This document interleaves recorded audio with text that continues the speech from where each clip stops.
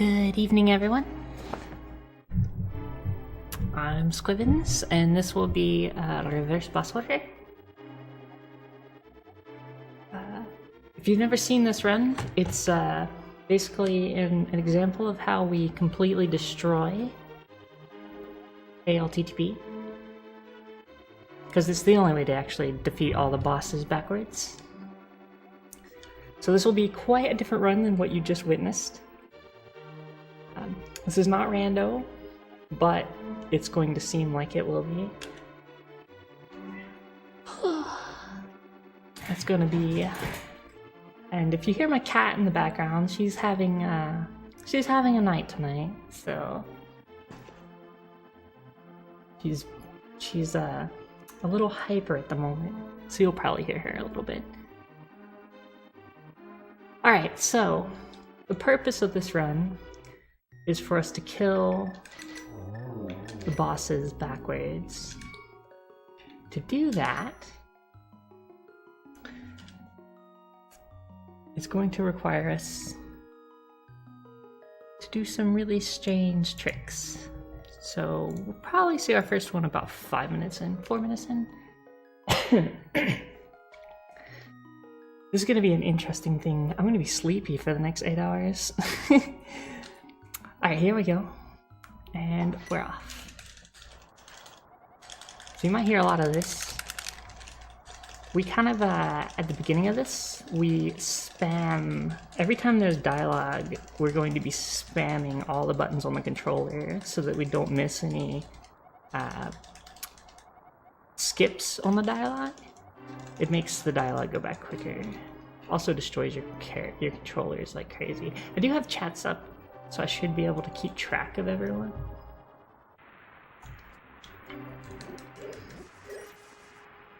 I hope. And that's my controller being weird. That was bad.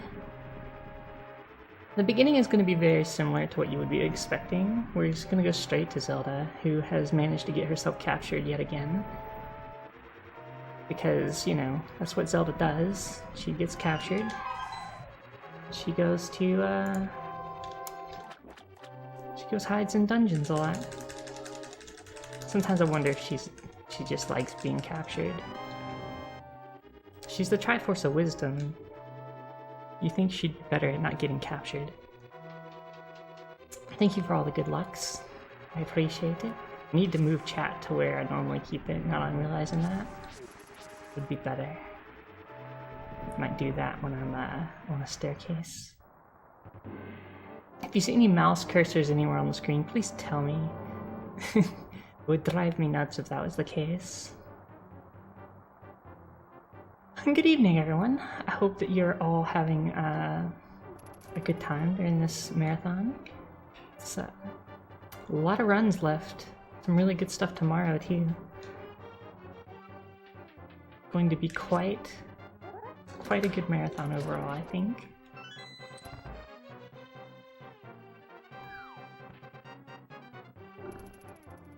So really, the purpose of this run is that we're just going to go and kill Ganon. And then Link is slowly going to just kill all the bosses in reverse. Not necessarily needing to, he defeated Ganon already. But he's just cruel, so he decides to go through and murder all the bosses throughout the rest of the kingdom. And then he slowly just puts all the items back too. Good job.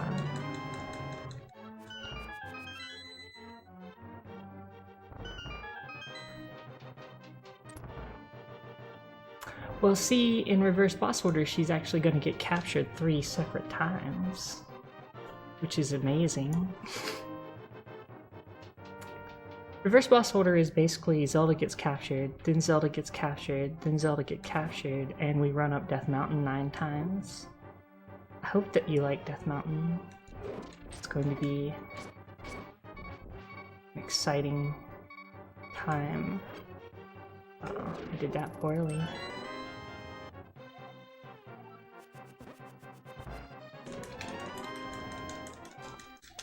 I just realized I have 2 copies of the chat open. Whoops.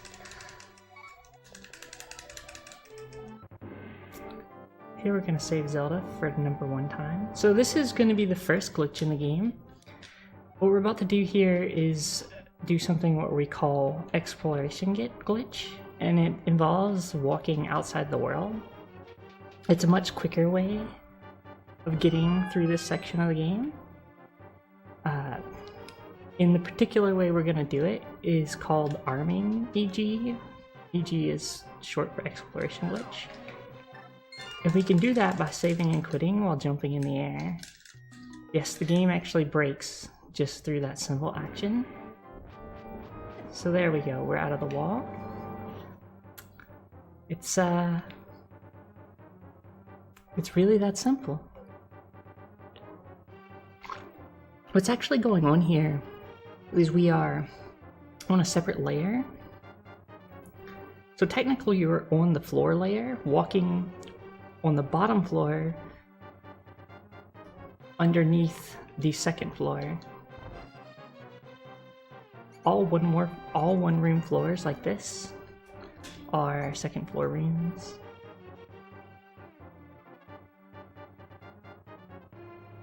And you can see us down there, right there. Here we are, below the screen.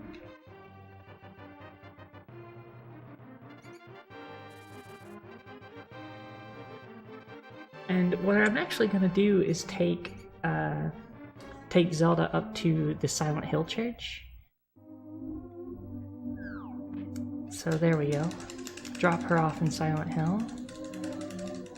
This is the real story of A Legend of Zelda, by the way.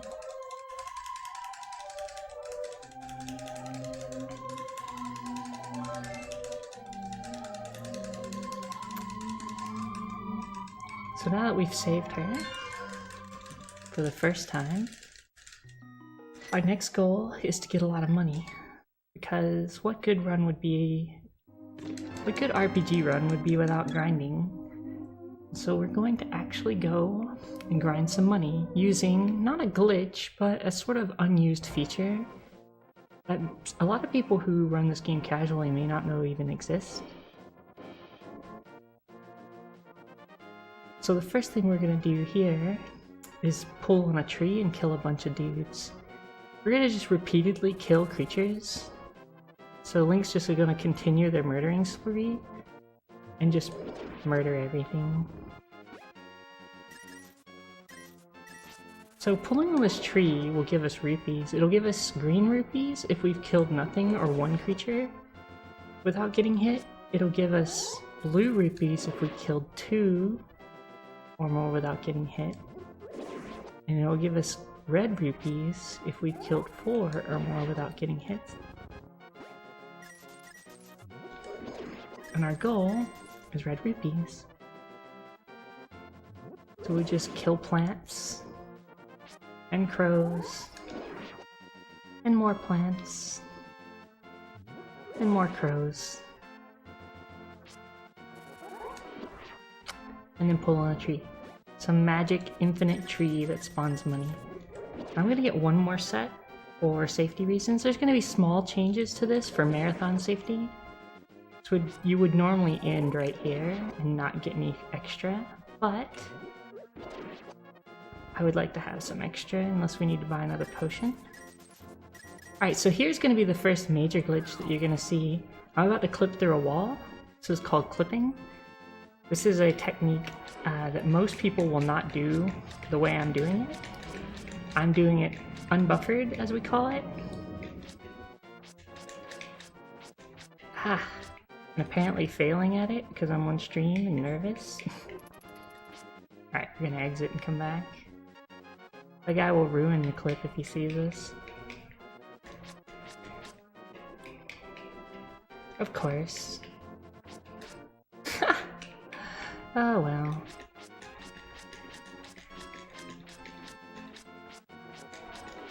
There we go.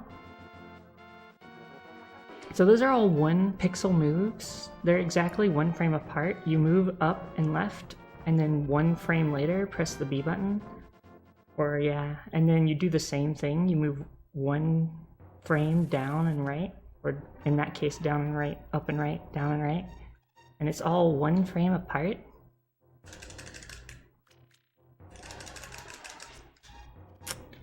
A lot of people just use select buffering because it makes moving and doing one frame moves a lot easier, but it takes a lot longer. Well, it takes longer if you get it right the first time.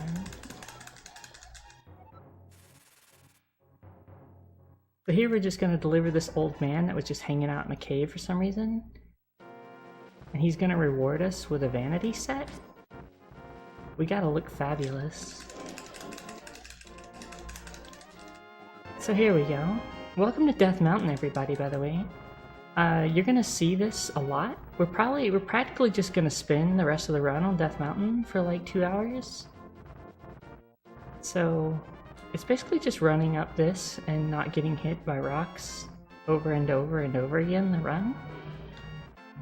There's not really bosses in reverse boss order, just sort of rocks on a mountain. Alright, here's our next major glitch. So we're going to go to Palace of Darkness, which if everybody understands is in the Dark World. The first palace you'd do in the Dark World, but we're not anywhere near that on the map, by the way. It's in a totally different area, but that doesn't matter to Link. So here we have another clip, this one being 9 in. Wow.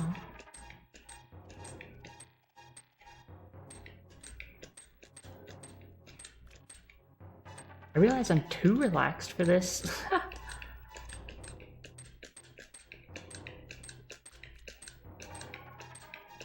There we go. One more. And 2 more. And there we go. Alright, and welcome to Palace of Darkness. So, in Palace of Darkness, we're going to basically not see any enemies or anything. What's happened here is the game still thinks we're in the cave that we just left. Because of that, we have infinite keys. Technically, we have 255 keys.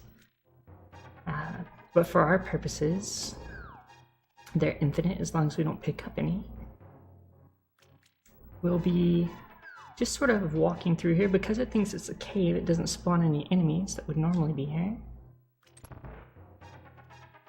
And we will be able to do a bomb jump here. This is the infamous pod jump that a lot of people know.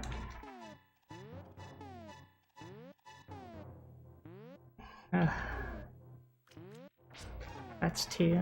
There we go. Alright.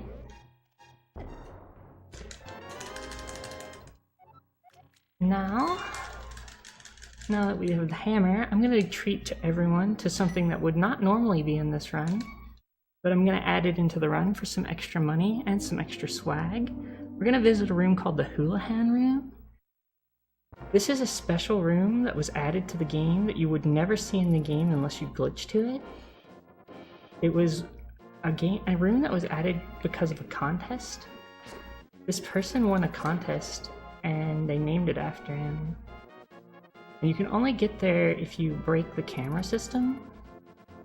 So that's what we're going to do. Is break the camera system and visit the room and get us some money. So this room is not normally here. This is the special hidden room. But it gets us 255 rupees, which is pretty nice for us. And it also puts us exiting out the house, which is exactly where we would have saved and quit to. So in this particular case, it didn't really cost us extra time.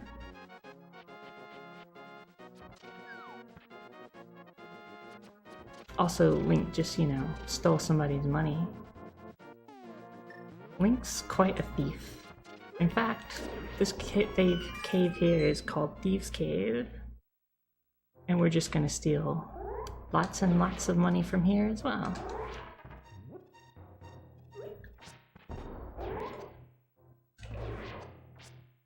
Because why not? Does Link actually do anything good in the world outside of killing bosses? I feel like people in this world would be absolutely terrified of this character.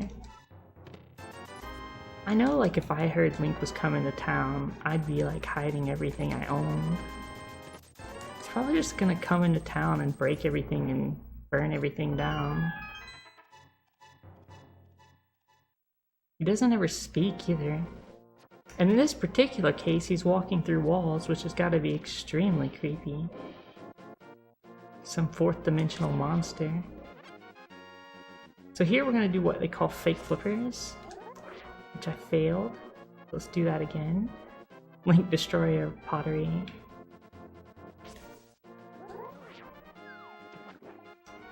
So we don't actually have real flippers here. What I did was enter the screen, or enter the water at the exact same screen, or enter the water and then 1 frame later transitioned screens. The game won't actually check to see if you have flippers when you first enter the water, so as long as you immediately transition, it won't be a problem. Now the problem here, the scary thing here is if I get hit at all, the game will soft lock. And that's a serious issue. So let's not get hit. The last thing we want is a soft lock.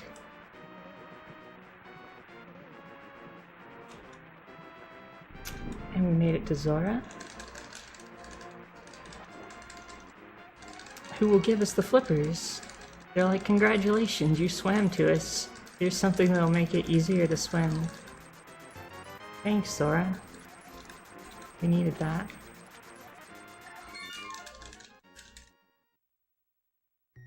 So here, another deviation from the standard route.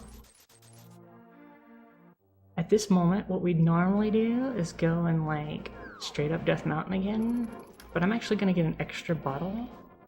This will prevent us from having any particular issues when we need to buy potions, because there's a couple of tricks coming up that are extremely difficult, and having potions for them will be actually required.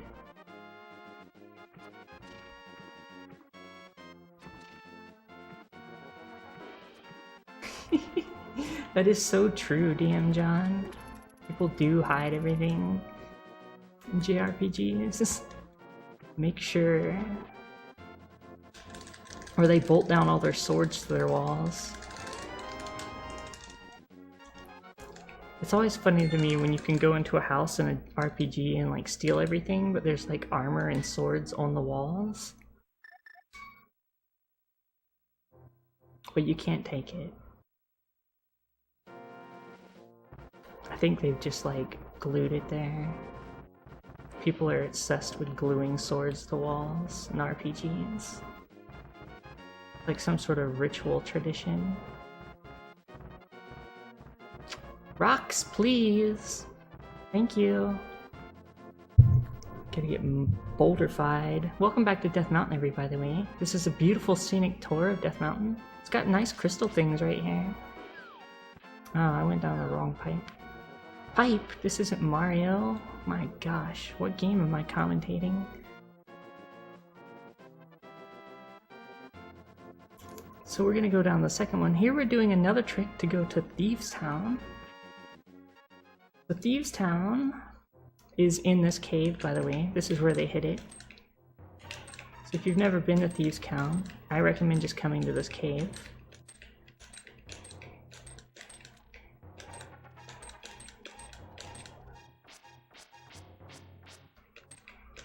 I apologize if you hear noises in the background, by the way.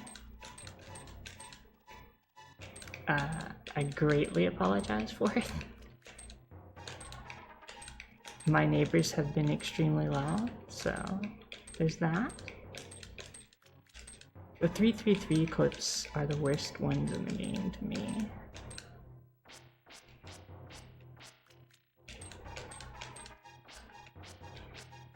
There we go.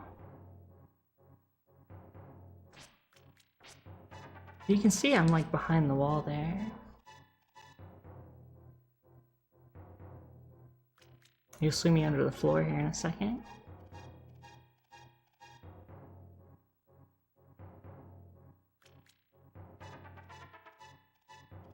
And Thieves Town. Which, by the way, we're going to be doing with the amount of health we have. If you've never seen Thieves Town done with 4 hearts, it's probably because you were playing the game correctly. I'm going to break the game again right here, because this game is completely broken. I'm going to walk in the air,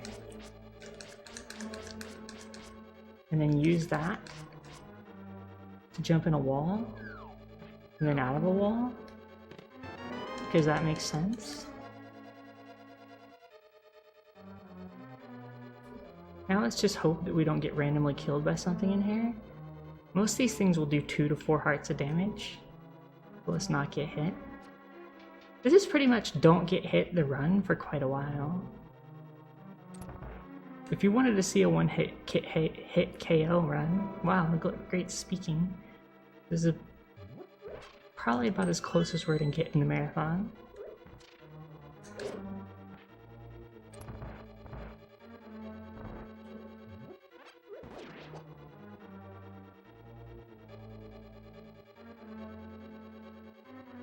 So this is a very dangerous, extremely dangerous walkway. Thankfully the fire snakes are super early level monsters. Alright. It's not too bad.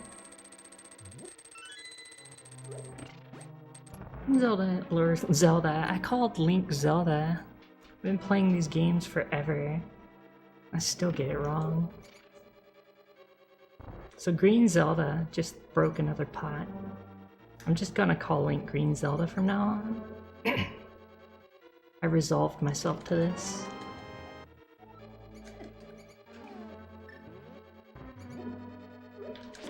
These are rats, by the way. The game has been convinced that these are rats because I loaded in from the light world. We're technically in what we call fake dark world. There are 2 dark worlds in this game, light dark or real dark world and fake dark world. Because we entered this dungeon from the light world, it thinks we're still in the light world but also in the dark world. So there's certain flags that are set for both.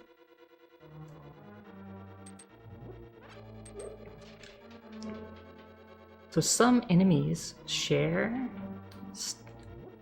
definitions basically. And because of that, the rats and those little grasshopper things do. So the grasshoppers, which normally do 2 hearts of damage, actually do almost no damage in this mode, or in this area.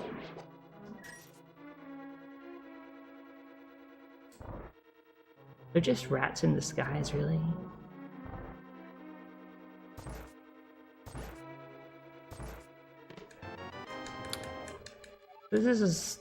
This is another person. That's about as detailed as I'm gonna get with that, so you should just enjoy that. Also, yes, you're not a rabbit, or you could be a rabbit. So we're not getting the power glove, we're just going straight to the Titan's mitts. Who needs power gloves when you can have mitts?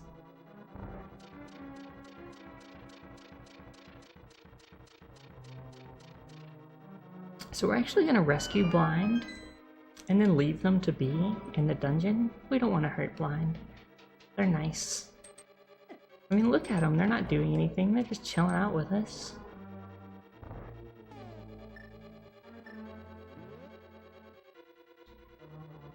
And we're going to take her to a chambers and say, enjoy some sunlight. See you later, Blind.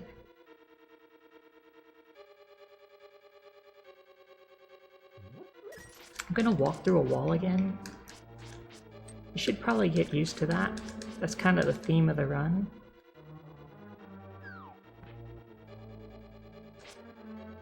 I'm using this to show off cool wall stuff, and totally not using that to like know where my character is.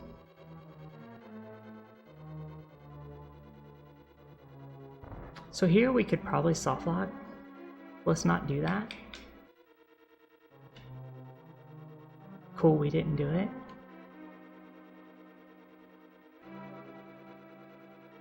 I'm good. I'm glad about that. I'm really bad at that soft lock, actually. I mean, I'm actually really good at soft locks. However you want to interpret that. So we got the bow. Sorry, I guess I should be telling you what we just did. We got the bow. Because it's inside that dungeon, totally. That's really where they always kept it, was in Thieves Town. You just didn't know. It was totally not in Eastern Palace. Ever.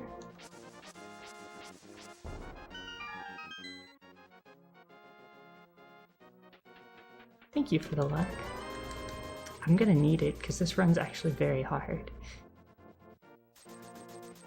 So here we're gonna turn into a rabbit and go to Dark World from Dark World. And then we're gonna not be a rabbit and turn back into Green Zelda and be in the Light World.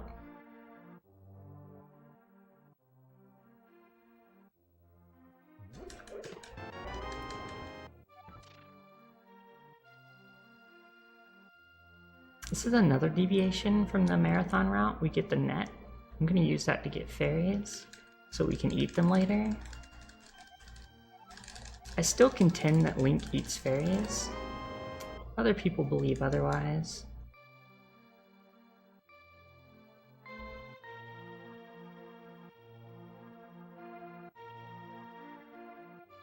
So from here, we're actually going to go directly into Misery Mire, which is another Dark World dungeon.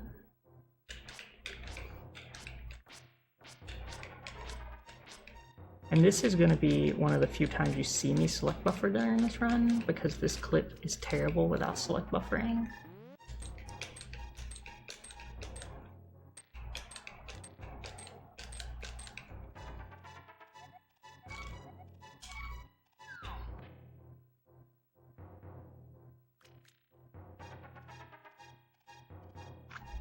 So what we're gonna do here is collect the red cane,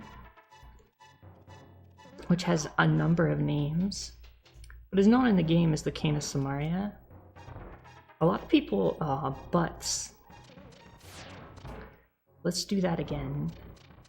A lot of people don't know that you can actually do this bridge without the hookshot and without the boots. It's not required that you have either, you just have to be extremely fast. And now we have the Cane of Samaria. I would let you guess where we're gonna go next and get next. Because I know all of you would guess that we're going straight to the Tower of Hera to get the Moon Pearl. If you would guess that, that's correct. And we're not even going to leave Misery Mire to do it. We're going to use this really convenient warp that they added in the game. These programmers were so good. By the way, I'm a programmer myself, so if I do any deprecation humor about programmers, it comes from a place of understanding.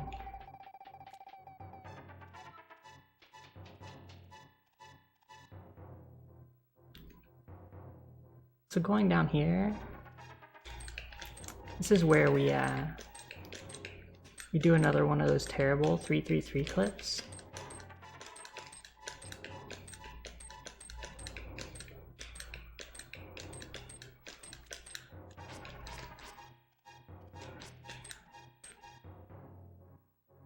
And now we can catch some fairies to eat later.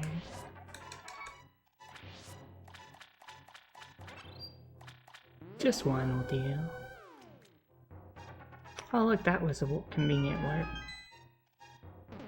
So now we're gonna get the Moon Orb, or the Moon Pearl. Moon Orb, that's from Ultima 6. We're not gonna be doing Ultima 6 right now, we've changed games.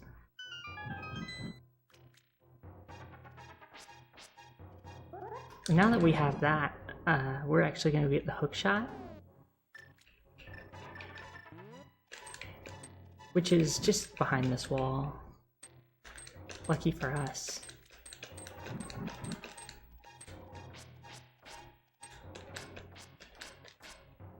Not lucky for that guy, though.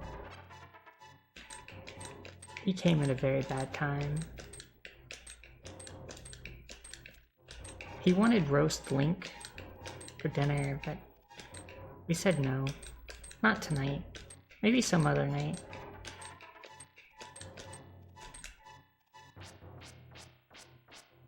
There we go. One more, please. Ah. That one's the worst. I hate these 333 clips. They're okay though. But if you're doing this, if you ever do this run, you'll probably scream at yourself during these. But it's alright. Oh my gosh, if I fail again, I'm doing, I will just switch to select buffering for this clip. Because it's not worth it to scream at yourself. There we go.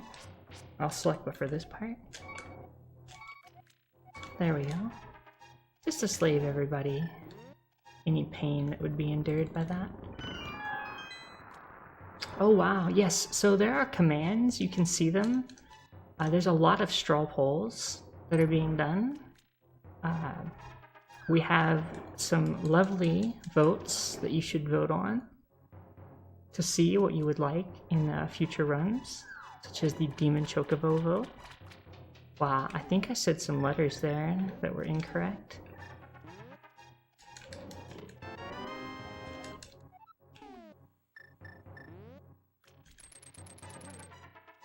So now that we have the hook shot,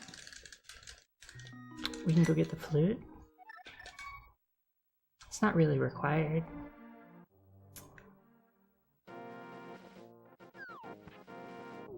That's a very close vote. The Demon Chocobo vote is 51 to 49, so if you think your votes don't matter, they absolutely do right now.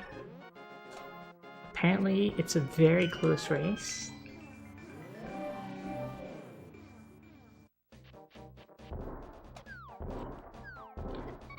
Oh no. We got hit, and that's very bad.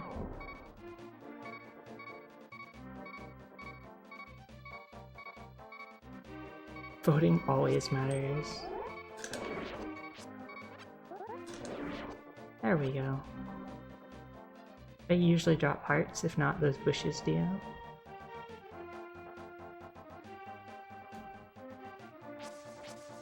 If someone could explain what those mean as well, I'm not exactly certain. I've heard it explained many times, but I really don't know what the Demon Chocobo thing is. I'm pretty interested in it. It sounds pretty cool. I know that somebody doesn't want this Demon Chocobo thing to happen, and then that somebody else does want it to happen. So here, Link is actually going to save the tree boy. Normally we'd kill the tree boy, but we're just going to leave him like that, no matter what he actually wants.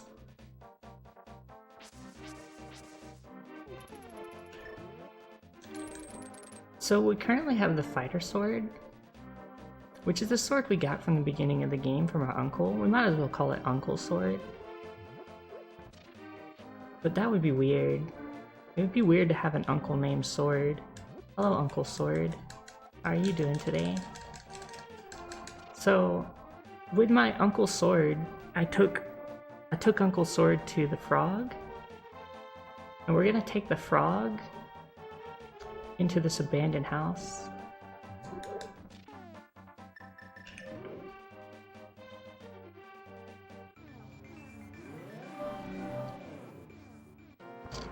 The frog became a dwarf, that's normal.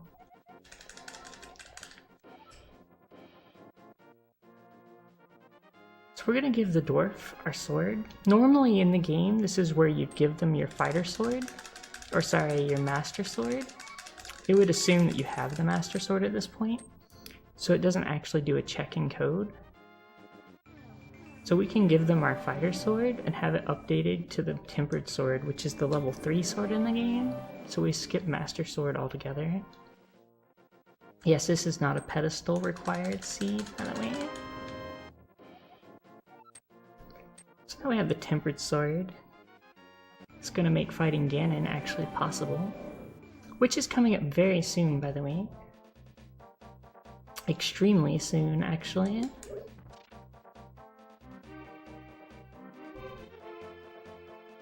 So we'll be buying some potions here after we get some more money. Because we need more money. Money, money, money. Robbing other people. Just showing up in their houses and stealing their loot. That's what Green Zelda does. Oh yeah. We have to unlock the swag duck bird thing.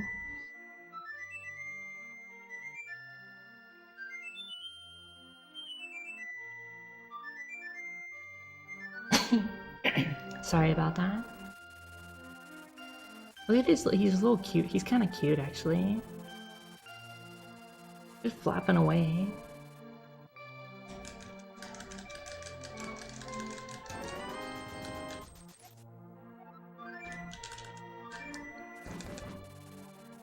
So we're gonna go buy some potions from this witch lady who just sits there. Normally I would buy a red and a blue, but we have a lot of money, so I'm gonna buy 2 blue.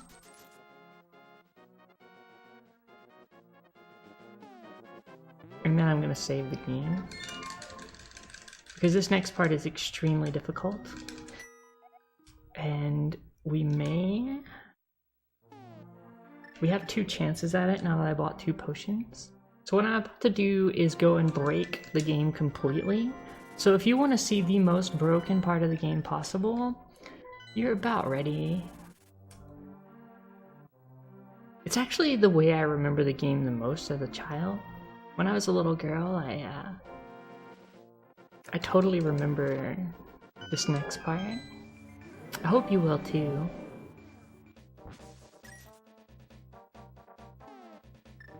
So we're gonna go into Skullwoods.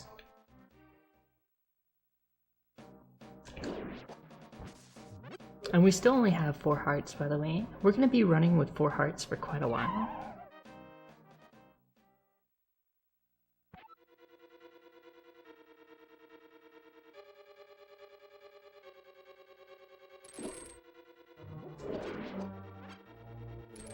So what I'm doing here is I'm gonna use the cane to push me through the doorway.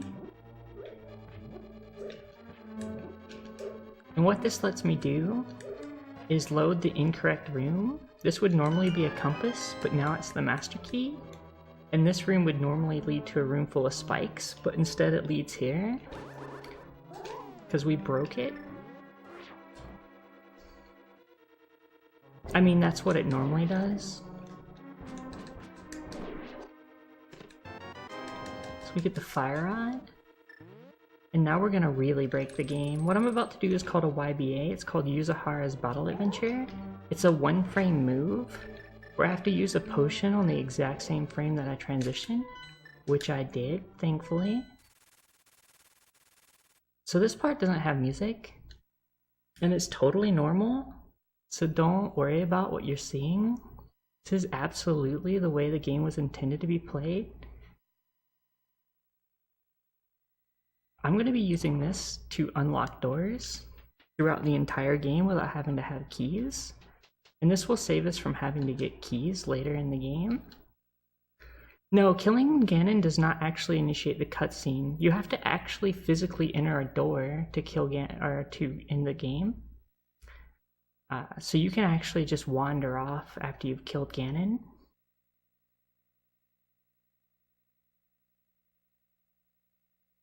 So here's the graveyard with dancing grave tombs.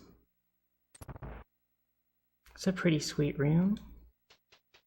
I'm gonna walk down this weird mouth thing and go across this sea of shark fins. I'm not sure what I'm seeing here really. It's a really great texture design. I love what they did with the place. So here we're gonna see a pair of Trinix legs. Don't worry, Trinix did not lose their legs. They just can take them off and to try and spook you. So there's some legs right there. They're just detachable, there's nothing wrong with it.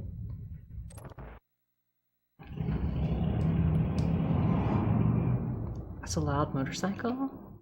It's also part of the game.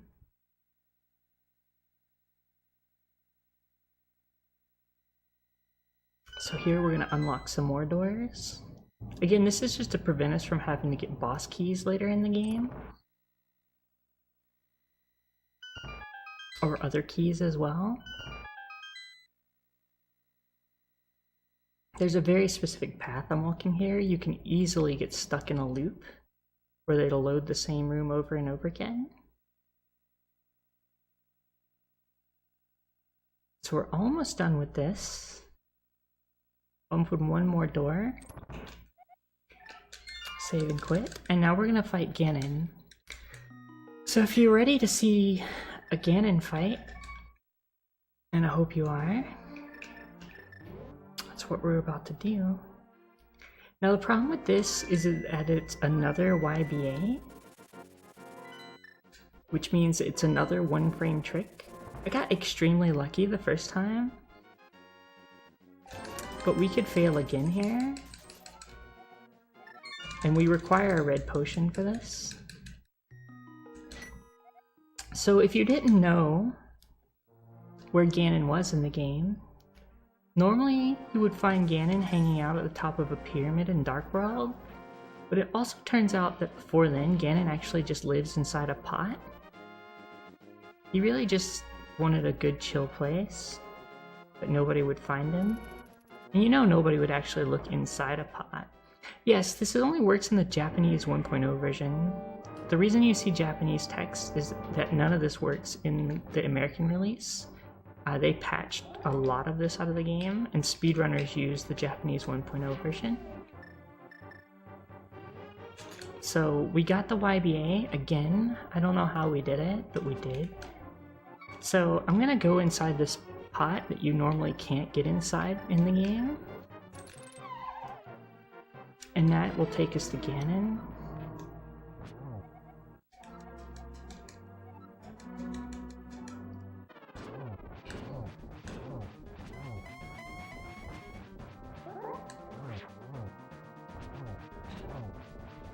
The problem with this fight is that Ganon does 4 hearts of damage, and I only have 3 hearts of health. Oh, that's no good. I didn't realize I did 12 hits. This is very bad.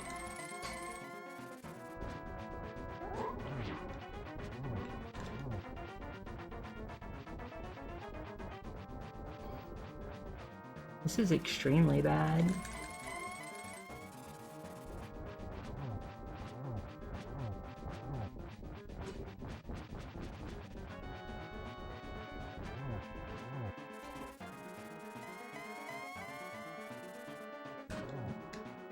That thing also does 4 hearts of damage, so let's not get hit by it. Ganon himself will do 8 hearts of damage if I touch him, so let's not do that. I shouldn't hug Ganon, that's also a bad idea. There's a lot of bad ideas in this, so don't get hit.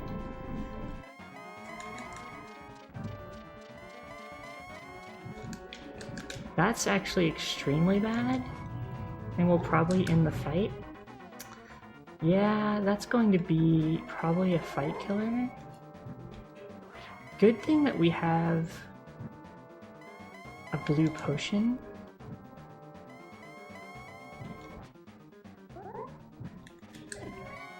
That's not good. These firebots thankfully only do 2 hearts of damage. This is actually extremely bad all around. Haven't gotten a single hit on stage 2.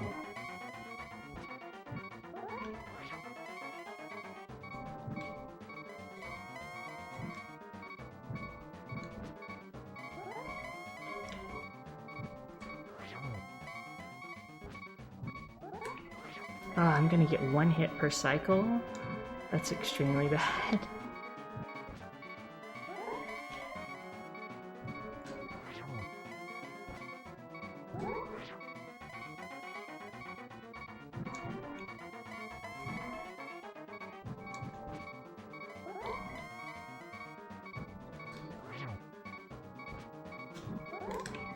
Oh gosh. This will be a very long fight. I have to hit Ganon 12 times, by the way. 12. What I'm doing here is there's a spin attack. There's actually a few frames of animation where you can hit Ganon after he casts his bats. Ay, ay, ay.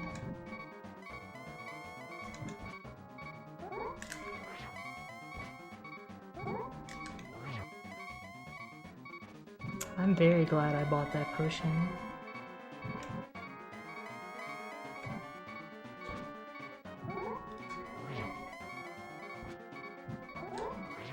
Nice, 2 hits.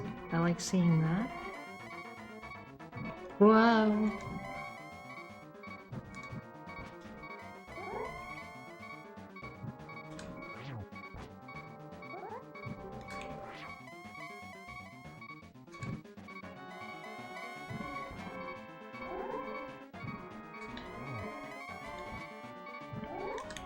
You can't see my face right now, but I'm cringing a lot.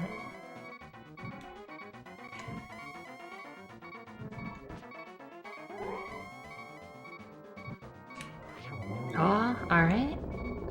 So there we go, we've now killed Ganon.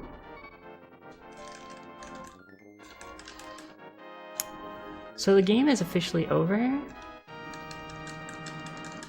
We could just walk through the door, but we're not going to. We must go on and murder a bunch of other bosses.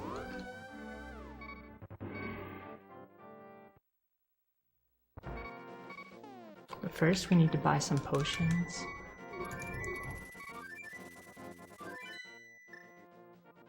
Which I believe it's gonna be another red potion. I'm just gonna save and quit here, which will give us our health back. So now we're gonna go kill Aghanim 2, which is at the top of Death Mountain. So welcome back to Sunny Death Mountain. This is the most amazing part, where we just go up Death Mountain and we get hit by rocks. Boy, I like getting hit by rocks. Ah, more rocks. These are called dead rocks. Just in case you want to get hit by those too. I went and got a hit. I went ahead and got hit for you so you could see how awesome that is. I know you were really excited to see that.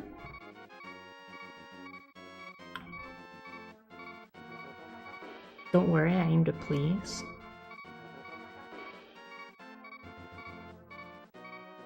So here, we're gonna go to Ganon's Tower, which by the way is locked currently. But we don't care, because Green Zelda doesn't care about these things. I'm just gonna use this blue potion we bought and say screw it. And I'm tired of hearing that beeping sound.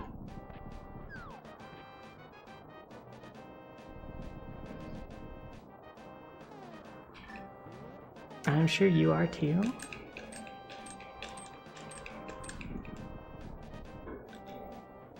So this is a very one single frame that we're looking for in the animation. Right there. And that animation frame is what tells us that we can enter Ganon's Tower. So Ganon's Tower at 4 hearts you think would be extremely difficult, and if you play any percent no EG, no DG, no WW, no fun amount, which that run is actually quite fun, then you'll know that this is a long area and requires quite a lot of effort. Yes, number 12, so the actual chest we're going to be checking will be number 12 for the master key. Actually, in our particular case, it can be whatever number you want. I'm going to choose number wall. So this is Aghanim 2. It's a battle where your Aghanim has decided to like split the room into 2 pieces, which makes it a really interesting battle.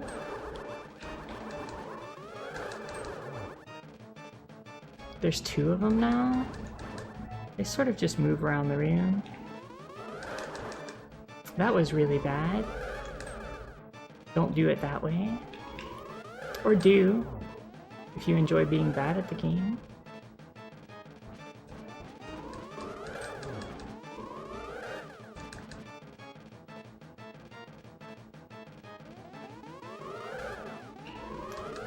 Which I do.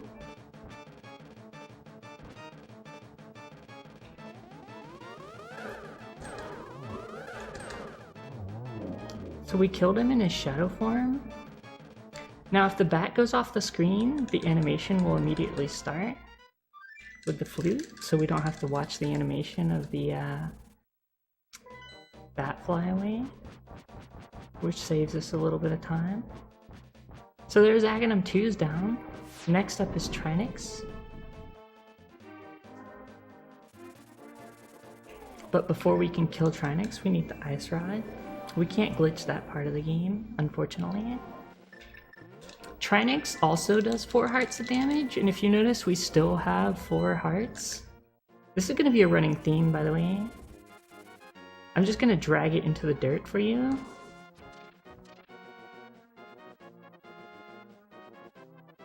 I'm actually playing on the actual official hardware. I'm playing on a Super Famicom with the original cartridge.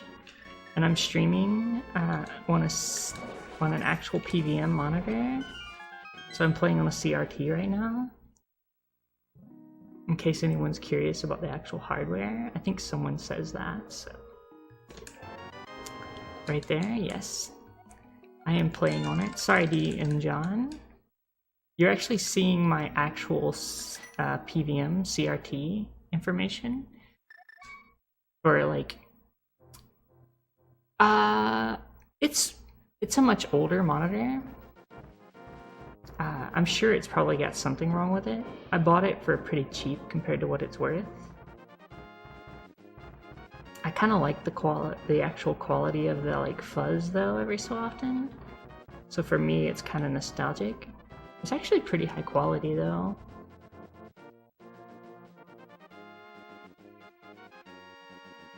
So we're gonna go to Trinix, which is actually on Death Mountain, but not how we would normally get there because we don't have any medallions. I'm hoping that there's a fairy in here. There's never a fairy when I want it to be. So this is another one of these clips. This is one of the hardest.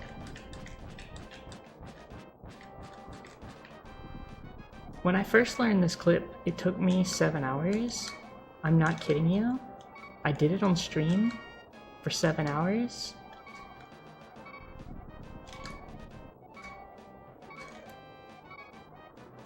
I promise you it's not going to be 7 hours today.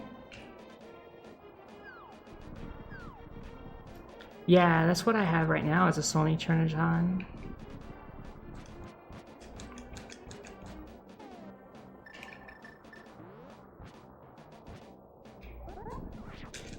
So what I'm doing here is using the mirror on the exact same frame that I transition. And we'll use that to enter Trinix's house. This is his house. It's not a dungeon. We're breaking into his house and stealing things as much as we steal other people's things in this game. We have a fairy still, but I don't actually want to use it. Alright, Chabo, thanks for hanging out. I'm probably gonna die here to this laser.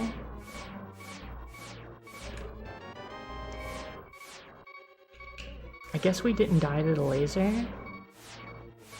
Usually if I say I'm gonna do something, I don't. So in that case, it ended up being a good thing.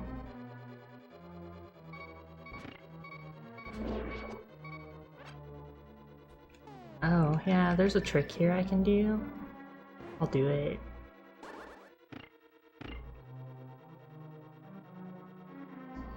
Those popos? Wait, poyos? Popos? Those little pokies. Those pokies, that's that jumpy thing from Mario that's in this game. They do 4 hearts of damage too. They insta-kill you. So this is Trinix, who we cannot touch or get hit by. And we don't have boots. I accidentally didn't menu, which is bad. The head's gonna come down and try and hit me twice before I actually get my hits off, which will give me that's not good. Come on. Thank you. So I don't want to... I have to keep dodging this thing. So here I can normally die. Yeah, we don't know actually why they call this creature Trinix.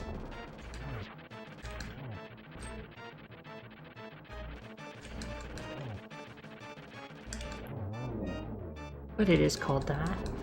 It certainly doesn't have a single neck. It has like 3 necks. I don't know why they couldn't call it 3 necks.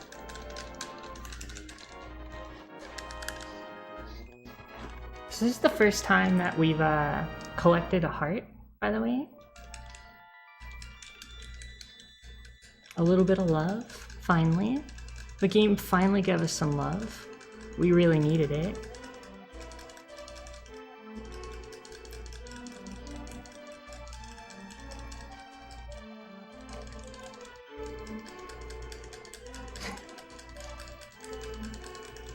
Definitely make sure you vote on the, if you have a chance, on any of the things that you see pop up from Moobot. There's some cool stuff going on. Being able to choose which 4 classes you want to see in the FF1 randomizer is going to be pretty rad.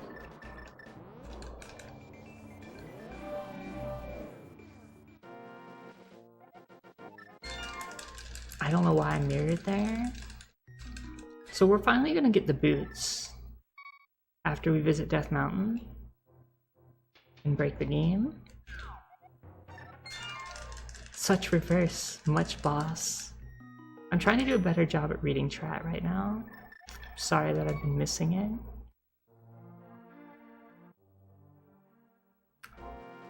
So our goal now that we've killed Trinix is that Trinix has dropped a gem. We can actually...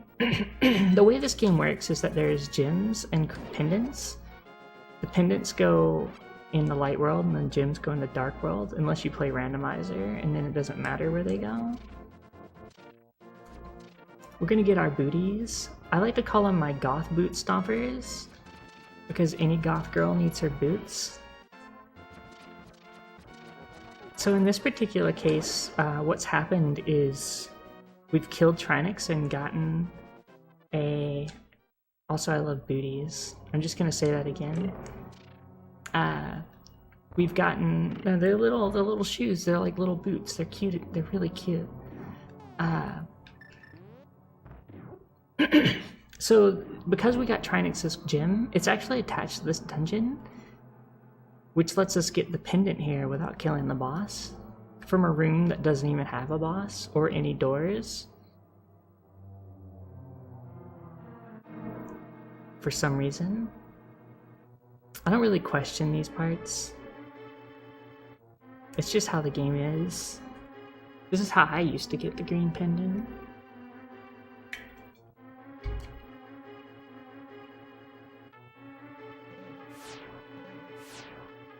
This is the way my mother taught me, and her mother taught her, and her mother's mother taught her. We've been passed down for generations on how to play this game.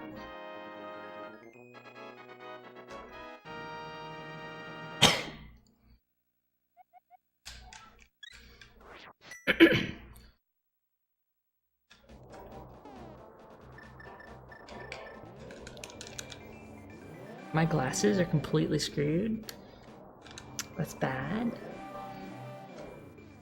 I know that you can't see my face or my glasses, but I promise you that I'm cleaning them right now.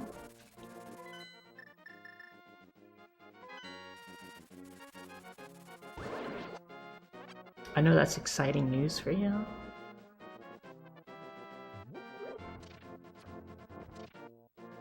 So here we're actually going back towards Eastern Palace, but not going in Eastern Palace. I don't actually know why I went this way, because this isn't the right way to go. But it's the way I chose.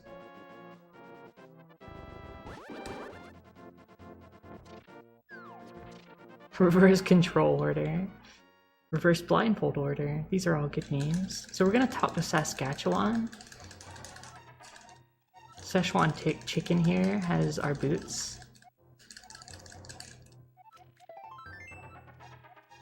Now that sriracha sauce has given us our boots, we can get this stuff behind.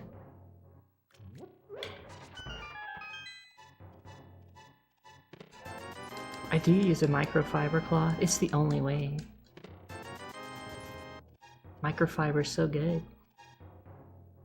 Goodbye, Sammy Hagar.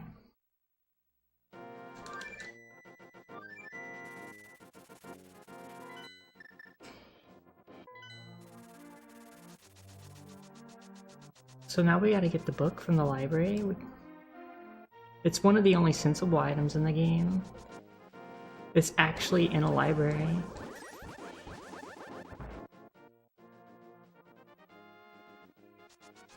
Like, does anything else in this entire game make sense? This is the only part of the game that makes sense.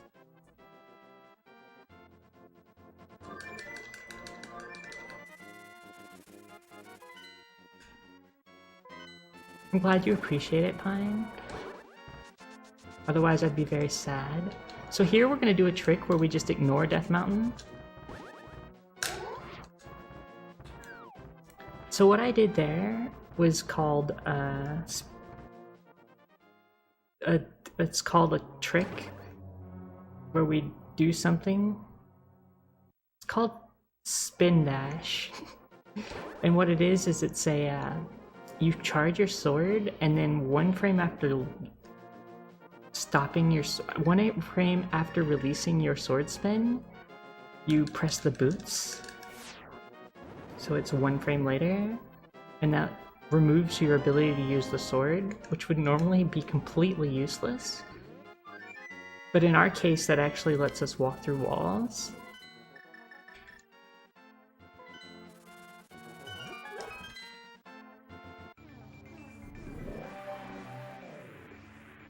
I'm sorry I'm over-explaining, Toad. I'll try to under-explain. And by under-explain, I mean explain more.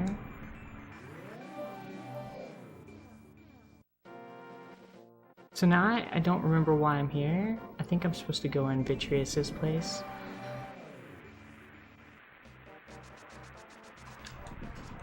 So really I want to come in here and kill this eyeball thing. There's a lot of eyeball bosses in this game. Yeah, I'm being way too helpful.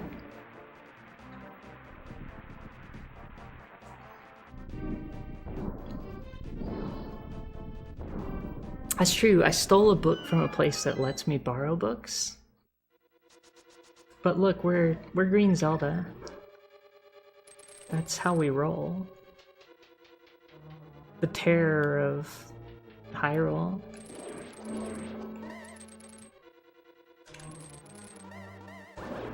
I did this room poorly.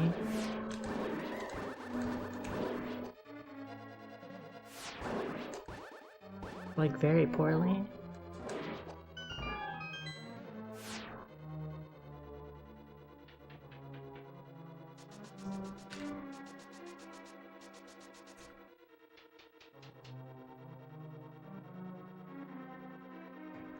So thankfully, we can just skip this entire dungeon. Misery Mire is long and miserable, as its name implies. It's also a mire, as its name also implies. I don't actually see the mire part though, it kind of looks less miry and more misery. It's got some cool wood bridges though.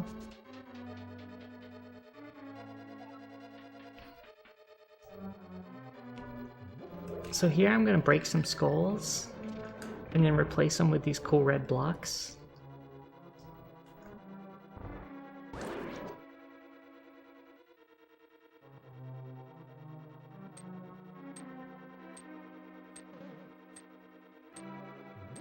I'm gonna break some more skulls, but not replace that one with a cool red block, because that one didn't deserve a cool red block.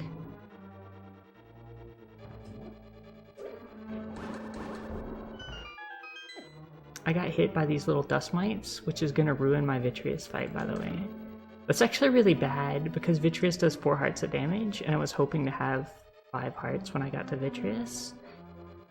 So now I just can't get hit by Vitreous, which is really the story of this game. Don't get hit by any of the major things. Oh hey, a slime gave me some hearts. So now we can get hit. But I don't plan on it, because that's still a bad plan. Sometimes you gotta crack a few skulls to make an omelet. That's the saying, right?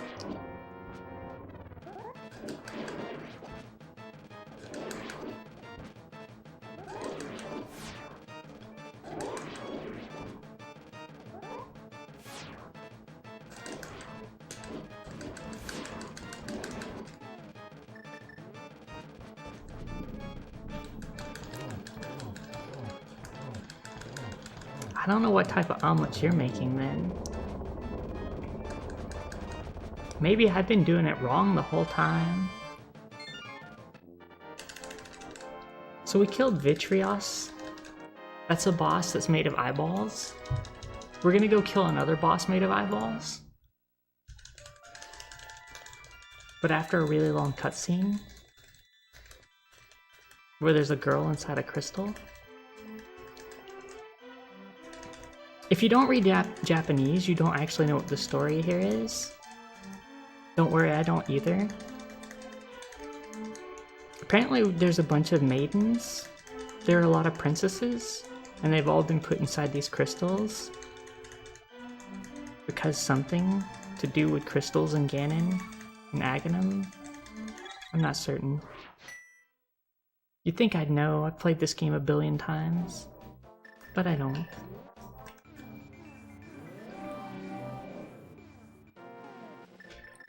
I'm a speedrunner, not a librarian.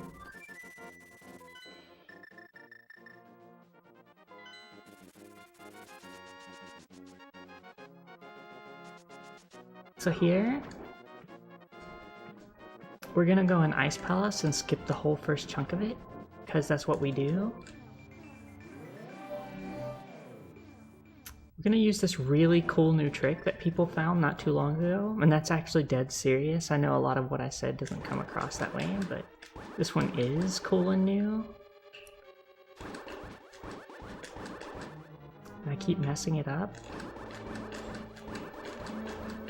There we go. I messed it up still. My gosh. Can we not with that?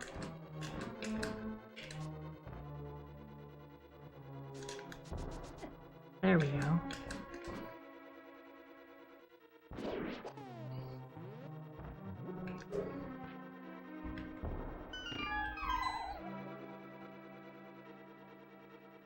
Can you speedrun a library? I guess you could speedrun anything.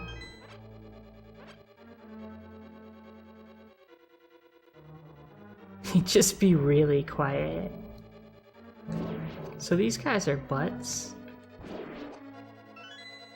We're gonna ignore them as best we can, except for that guy who still got me. Wait, is that supposed to be? No. Why'd I do that? Too many other runs. Hey, can we not say we did? So this is the Ice Palace bomb jump, the infamous Ice Palace bomb jump.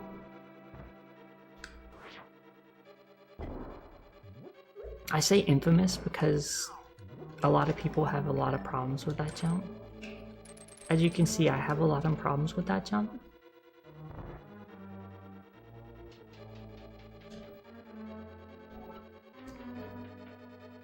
It actually is quite difficult, and I do mess it up sometimes. What's any percent on a library? You run in and grab one book and leave as fast as you can, Toad.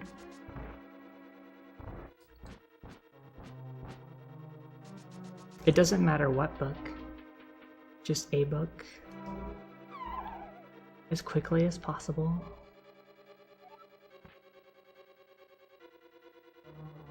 What's it like to be fast? I wouldn't know. You'd have to ask somebody who's actually fast. I'm sorry to disappoint you.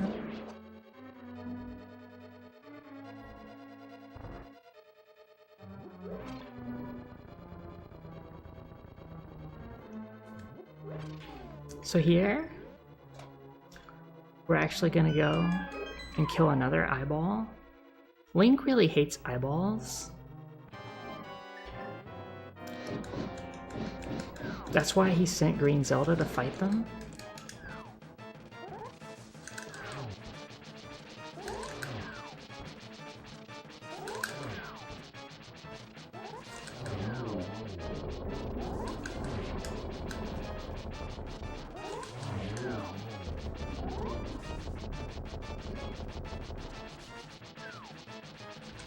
Ah.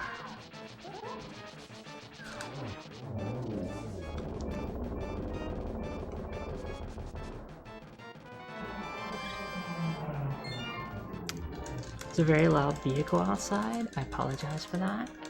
The FPS is amazing. I don't know what you're talking about. There certainly is no lag in this game ever.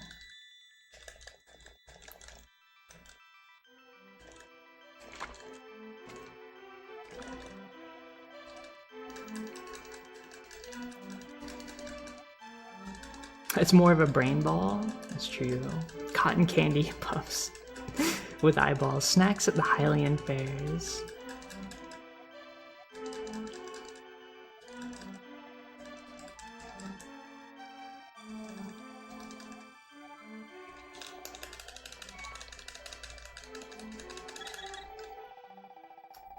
I love all of you people. You're making this a really great night. Thank you all for being here, by the way. It's true, I was getting up to 200 frames a second. So now we're gonna go kill Blind finally, because we're just sick of them existing.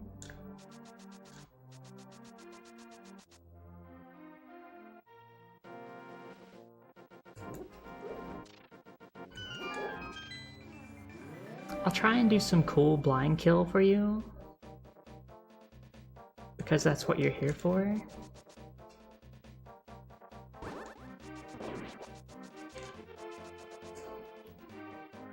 I'll do the swaggiest of kills, but I'll probably get killed in the process. You're allowed to laugh if that happens. But only if I actually game over.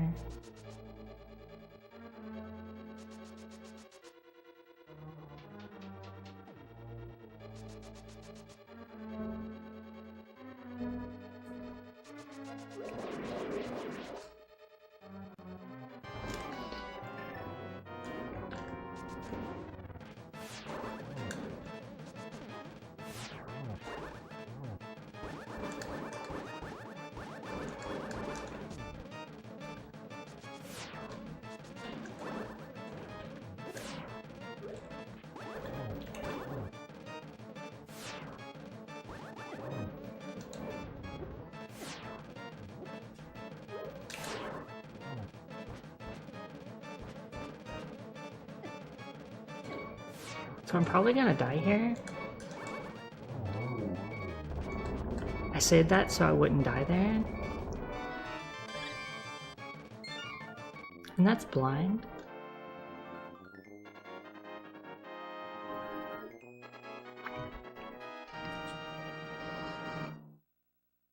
Our next goal is to kill Mothula. And the graphics are gonna be fine during Mothula. I promise you. They'll be completely normal. That sweet 200 frames per second finish.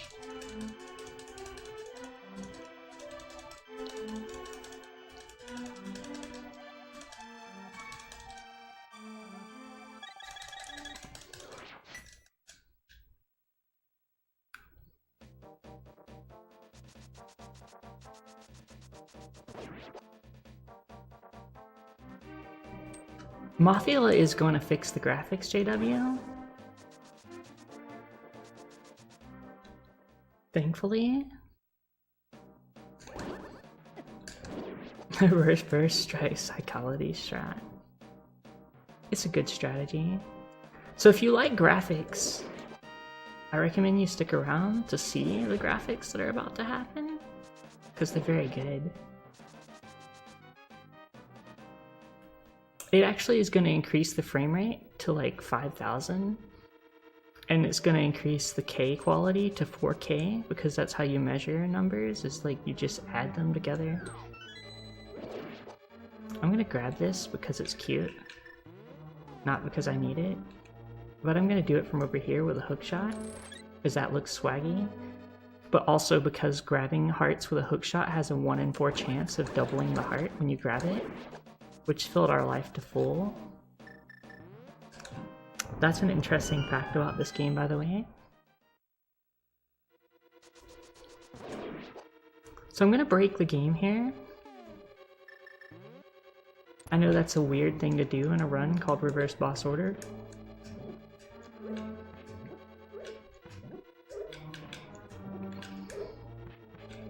So this is normal, don't worry about this.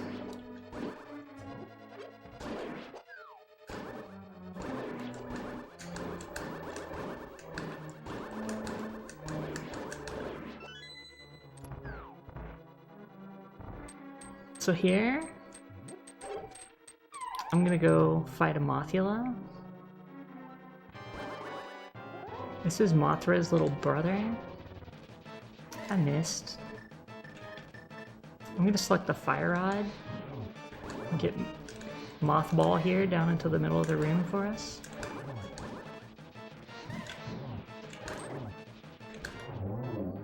So that's Mothula, as you remember it from when you were a child.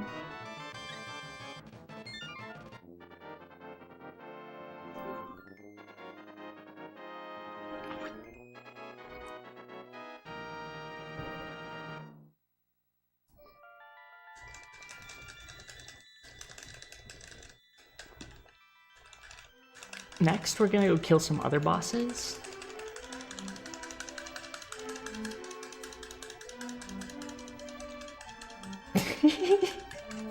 I might consider a change in lifestyle. Maybe.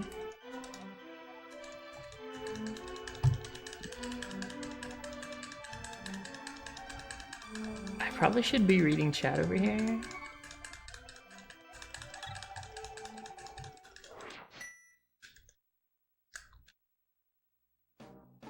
So this is normal too.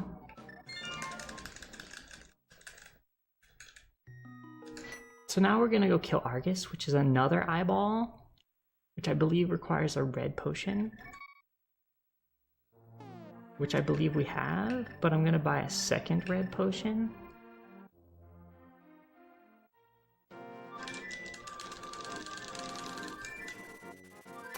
That totally makes the flute go faster.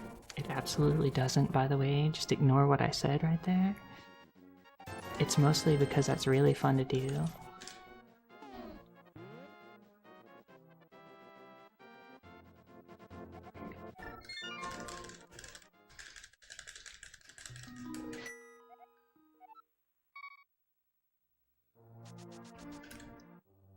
Really just Link hates eyeballs, I think is the problem.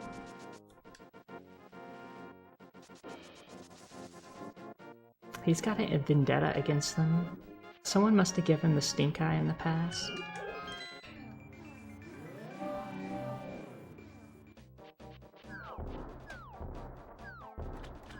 That's a good strategy I've heard when you're playing World of Warcraft, is to stand in the fire.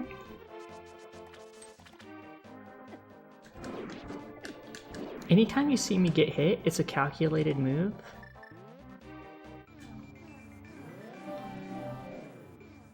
I'm not really that bad at the game. Secretly, she says in her head, she realizes that she's quite bad. There are lots of disembodied monster parts. It's so true. It is a very true statement.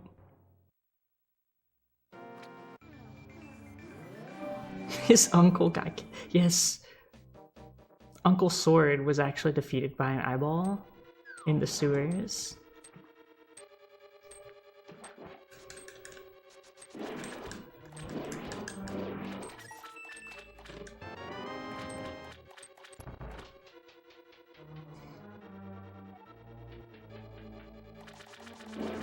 So if you're a rando player, you're probably cringing as I pass all these chests. I am too, don't worry about it.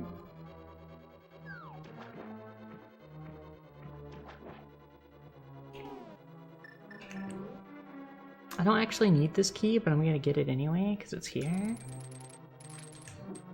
And it might save us some effort if we fail the YBA. Which we could. So this is another Yuzuhara's bottle adventure, where again we use a bottle on the same frame we transition. However, this one's a little different than what we did before. This is through an auto pull door, so this door will automatically pull us through it, which makes this trick extremely difficult. What we need to do is charge our sword fully, and then while we're going through it, do a select buffer, which I'm failing to actually press the select button, which is amazing.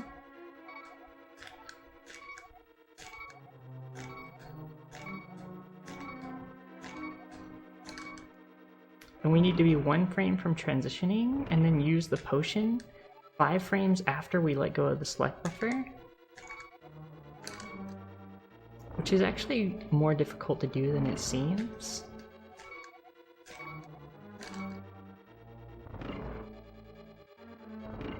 It's just door percent, where we go in and out of a door. It's something that Link really cares about, is doors.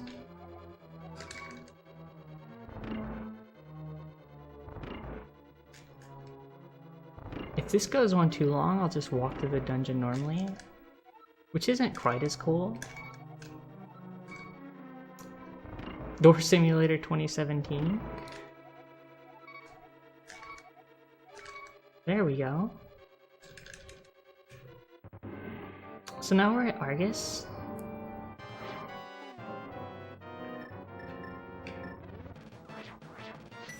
And that's not at all what I wanted to do. That's also not what I wanted to do. That's what I wanted to do. The frame rate is good in here. It's high quality. Believe me that this is an eyeball surrounded by powder puffs. I mean, I guess you don't believe me, you can see it for yourself. It's clearly an eyeball surrounded by powder puffs. And if you can't see that, you should probably see Ganon, because I hear Ganon's a good optometrist.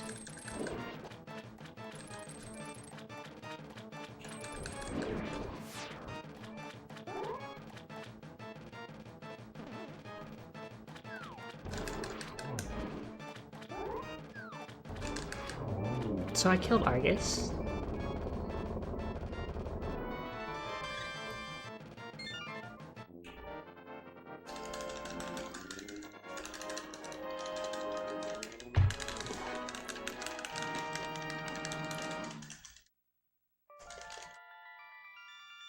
This is probably my favorite scene in the game, actually. I actually really do like this scene. It's extremely pretty to me.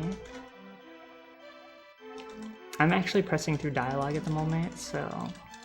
It's a long cutscene. The Argus cutscene is very long. A lot of this right here.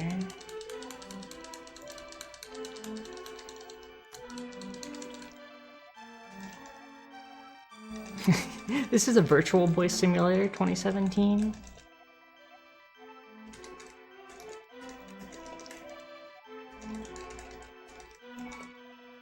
You can see pixels move sometimes.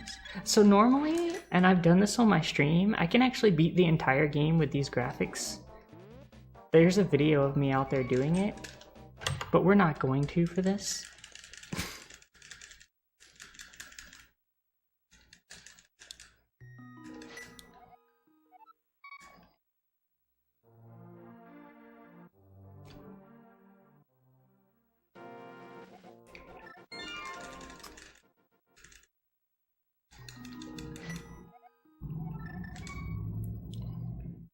what we're actually gonna do is go to Death Mountain again. And I don't know why I did that, because that's not what we need to do. So we're gonna go to Death Mountain again. And undo what I just did. So when you're in a charged EG state, taking damage or bonking, which is what happens when you run into a wall with your boots, will break the EG and initiate it. But if you jump off a ledge, it will remove the EG, so you don't have to worry about falling out of the world. Because you can fall out of the world if you're EG charged and you get hit or bonk in a bad spot. So here we're actually going to go back to Death Mountain, which we did, and then we're actually going to go back to Pod using this cool new technique here. As long as this Lily Mini Moldorm will go away. They make me nervous. I think that's correct. Nope.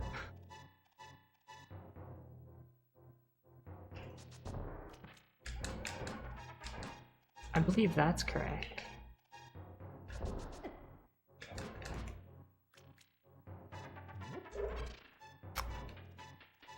So we did that clip at the beginning of the game, but now that we have boots, we can do it with a cool bomb trick instead. It makes it way faster and more consistent.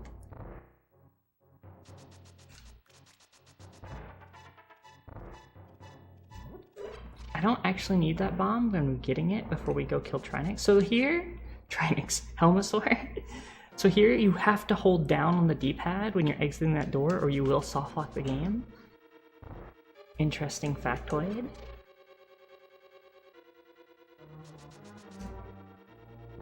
Normally you could YBA to Helmasaur, but we're not going to bother because it eats a lot of time and it only saves like 30 seconds. Maybe it saves a little more than that, but it's not worth it to waste a lot of time trying to YBA. We're just going to walk to Helmasaur normally.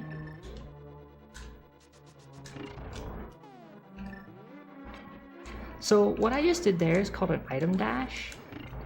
If you press and hold dash at the exact same frame that you press and hold an item, you will do what we call an item dash.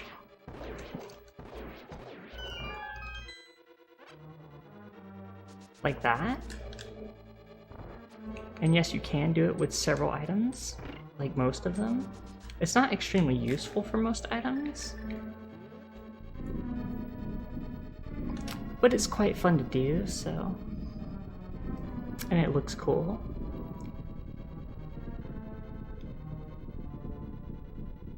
And it makes me seem like a much better player than I really am.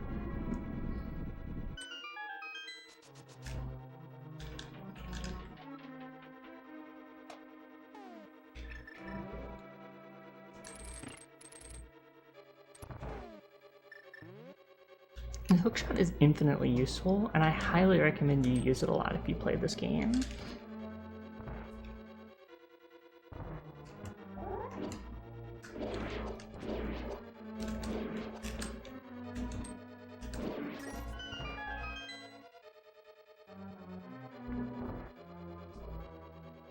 So here we're gonna kill Helmasaur, which is the boss of the Palace of Darkness. I guess I should have told you what palace is all I was going through.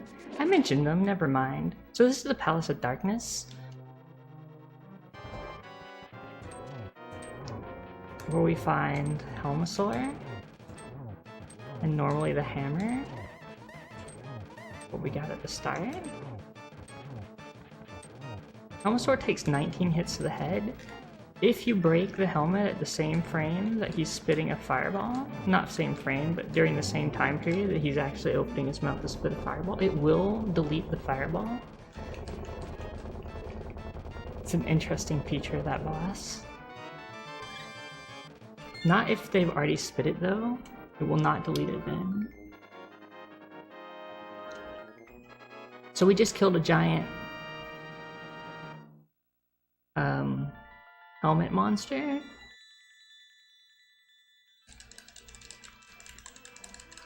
And saved another girl and a crystal. What is Link gonna do with these girls and crystals, by the way? Like, does he have a shelf at home where he just keeps girls and crystals? That seems kind of creepy, Green Zelda. Has anyone ever noticed, by the way, and a lot of people don't notice this, but this is a funny fact to me. Link has pink hair in this game. It's something that a lot of people just never actually pay attention to. But it's there. You can see it. Pink-haired Link.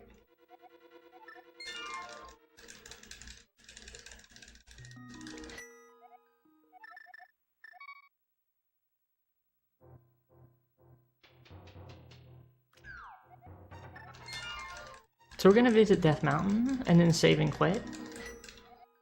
And then we're gonna visit Death Mountain. And then I'm gonna be like, why'd I do that?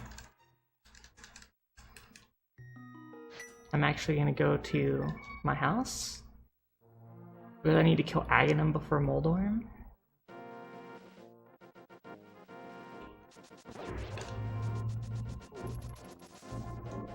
So we're gonna go kill Aghanim again, but this is Aghanim 1. Arguably the more annoying Aghanim of the two. I would normally do something on my channel during this Aghanim fight, and everybody knows what that is. I'm not gonna be doing that, because this channel's PG.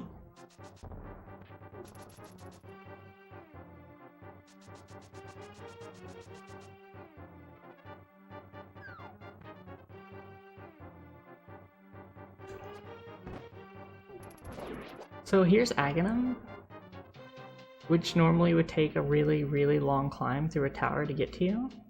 It's actually quite a long tower, and it's really challenging. It's probably the first most challenging part of the game when you're playing this for the first time. We just skip it.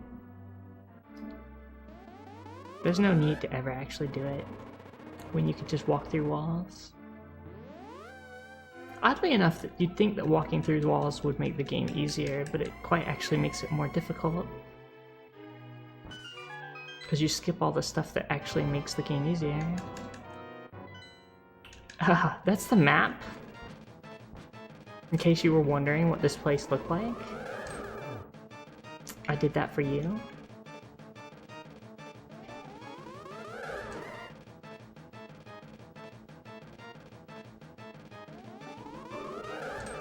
I like pulling on walls during this.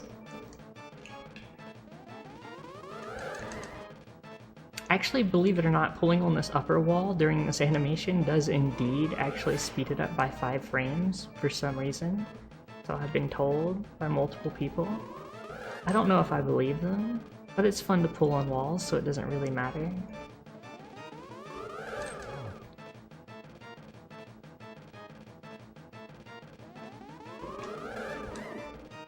I get hit. So normally we'd count the BBs here. Those are those blue projectiles that he fires.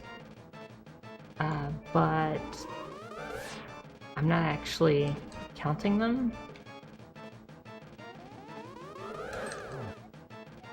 And we killed Aghanim. I'm just gonna walk around the room some. I guess I could have used a bug net there. That would have been more cool. Cool percent missed. So we have 3 more bosses.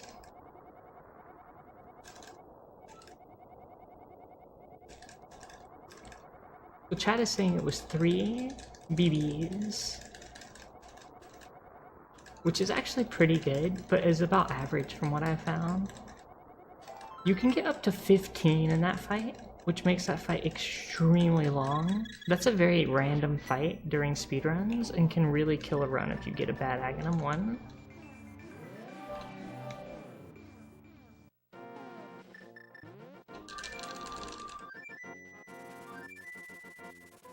So here we're going back to Death Mountain. Good old Death Mountain. It's our favorite place in the game, so I figured I'd visit it again.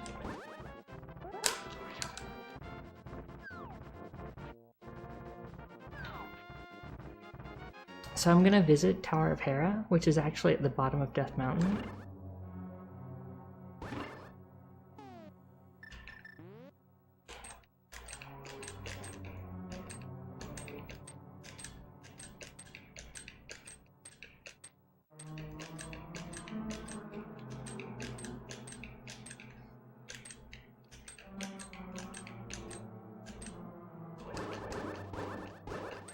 By the way, I apologize for anyone who actually doesn't know anything about this game because I'm just ruining all the information for you.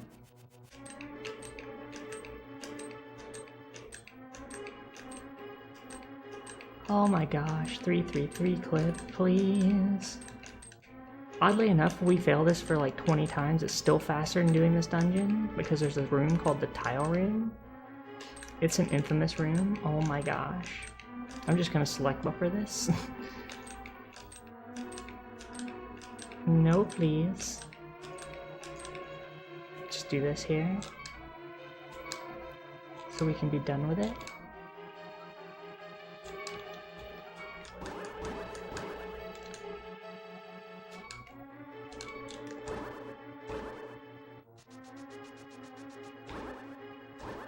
So we're gonna enter another pot that we're not supposed to enter. This one doesn't take us to Ganon, it takes us to a sweet fairy room. I guess we're full of potions, so we don't need it.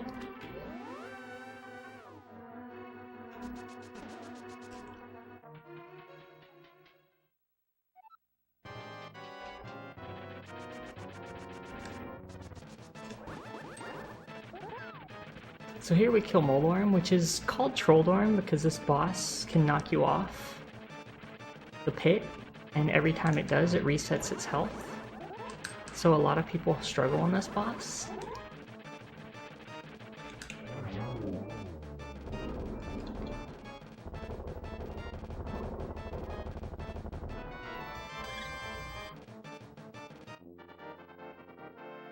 Because if you get knocked off, you have to just walk back upstairs and come back and fight the boss, and then get knocked off and come back up the stairs and fight the boss, and get knocked off and come back up the stairs and fight the boss, and get knocked off. Stairs.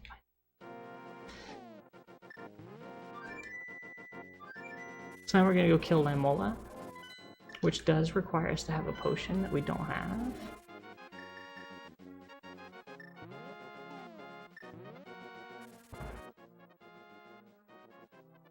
Actually, I'm just gonna do Lamola the other way. I'm gonna do the backup Lamola strats. We got plenty of time, so. There's multiple ways to kill a Lamola.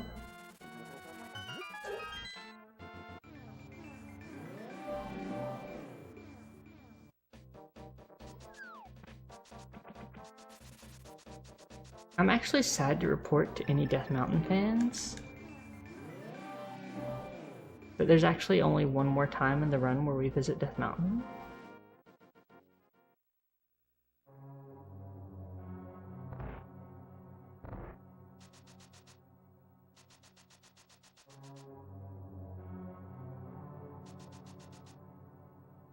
So this is normally the second dungeon in the game that you would play. In fact, it's forced on you when you're playing in the regular order. It's the second to last dungeon that we're gonna visit, because we're playing it in reverse order, as the name entails. I know it's very tricky.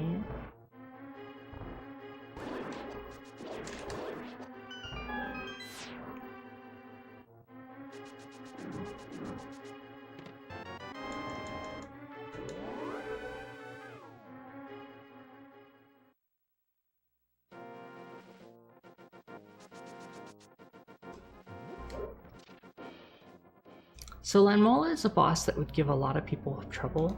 A lot of these early bosses are actually quite difficult for new players. I failed key dash, which makes me sad because key dash is my favorite trick in the game. It's true. This isn't the intended order, Cookie. It's surprising, isn't it?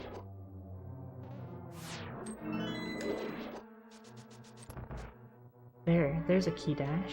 So key dash is if you're multiple of 4 pixels away from the door, you actually just go straight through the door instead of bonking off of it, which is pretty awesome.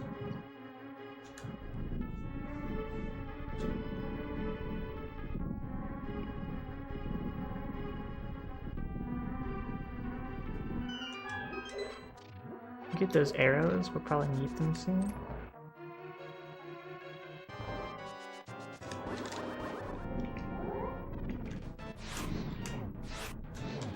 Oh hey, we missed. That's no good.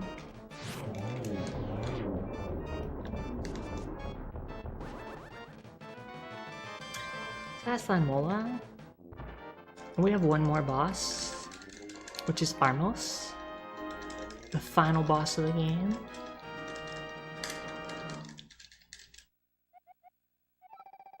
I love how the cinematics get shorter and shorter as the game goes on. The game also gets shorter and shorter as the game goes on. So this is our last visit to Death Mountain. It's a very brief one. Goodbye, old man who likes to live in caves. I call that guy Alfred because he lived in a bat cave with bats. That's not my joke, someone else told it. But I'm telling you that joke.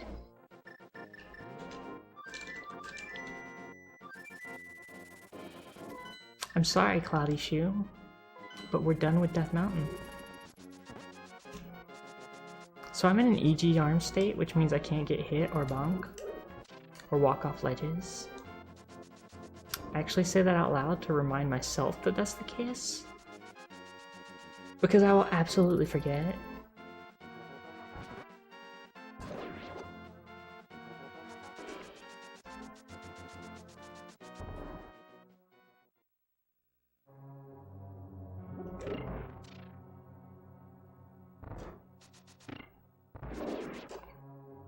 So here we're going to utilize that.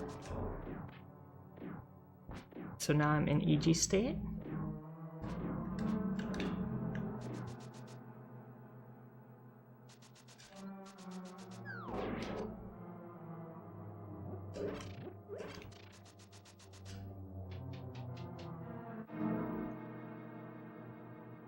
So normally there would be a big key door there that we'd have to go through, but we actually unlocked that much earlier when we were stealing the bow from Thieves Town.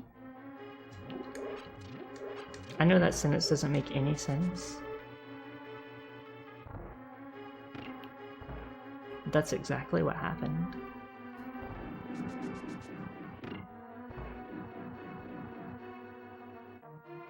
So interesting thing about this boss, we've already got the pendant for it, but this game mode only cares about actually killing the bosses in reverse order and not particularly whether they drop items or not. You can get a glitched boss here that drops no hearts, which is really bizarre, but it actually can happen. I have no clue what causes it.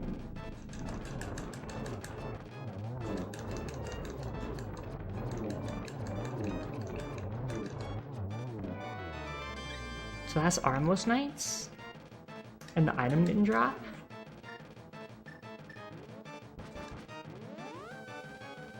For some reason. And so now we're gonna beat the game. So we already killed Ganon. So we're gonna go to Kakariko Village. And I haven't seen Kakariko Village enough because I love the word Kakariko Village. I know, no love from me, Gessel, I'm sorry. I never get any love. It's true. Even Armos Knights don't love me. So here we go, we're actually gonna go to... This is actually not true at all. I have some of the most amazing followers, so... And I love all of you.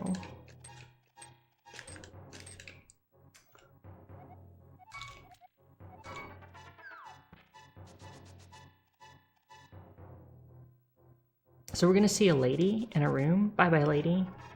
I don't even know who she is, but she turns into a turtle shell. Like seriously, let's go see that again. Look at her. Look at her dance! Now watch her. Watch her as she turns into a turtle shell. There it is. I just had to show you that. That's the highlight of the run.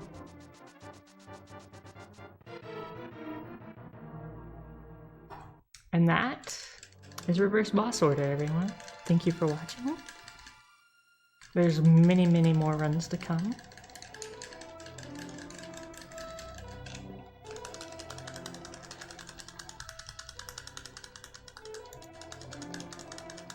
So the next thing that's going to be up is a randomizer open mode race between Nikki Knoll and Kashura. I'm sure I'm butchering their names. I'm so sorry. Kay, if I'm saying your name wrong. I'm really bad at names. And I really apologize for that. I also apologize if I'm really dry. I can spice it up if you want. I just didn't want to drain too much energy during a run. But thank you all for the GGs. I greatly appreciate it.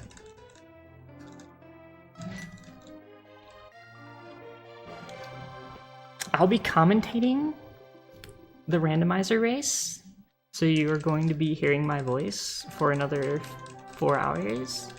And then I'll also be running Zelda 2, 100% no out of bounds after that. So I'll be here for that too. I hope I'm here for that since I'm running it. But then after that, we return with Natara for Final Fantasy IV, and then Soul Blazer from the RPG Chick. Final Fantasy 1 Randomizer, RPG Chick. Child of Light 80%, K again. Final Fantasy 6 Kefka at Narsh Race, that's Natara versus K. Dragon Warrior Randomizer with Sparkover, and then we'll finish out the marathon with an Ultima 6 run by me. Which makes me nervous. Thank you for the GGs, everyone. I really appreciate it. So I'm gonna go ahead and start getting set up for the race, which was supposed to start occurring at 2 AM, so we're slightly behind, but that is okay. Oh.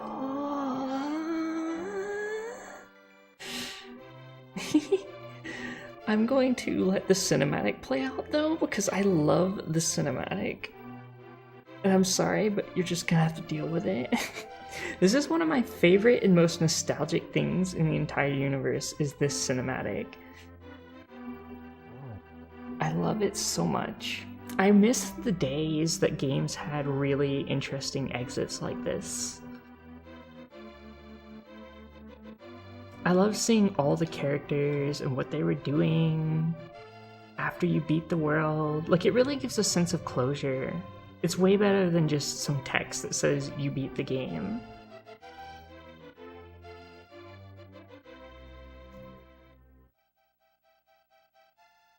Please remember to vote in the straw polls if you haven't. A lot of cool stuff in there. A lot of cool things you can vote on. And they don't require any donations or anything. It's just free. You can donate. You can just run whatever. Or sorry, vote for whatever.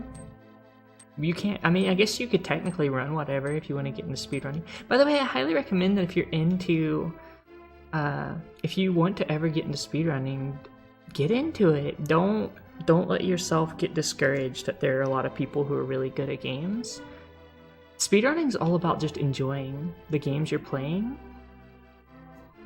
And just playing them quickly. You don't have to be the best in the world to actually be and enjoy speedrunning. Anyone who tries to play games quickly is a speedrunner, and that's awesome. And that old man is now no longer in caves and is lost and wandering around on bridges. What are you doing, old man?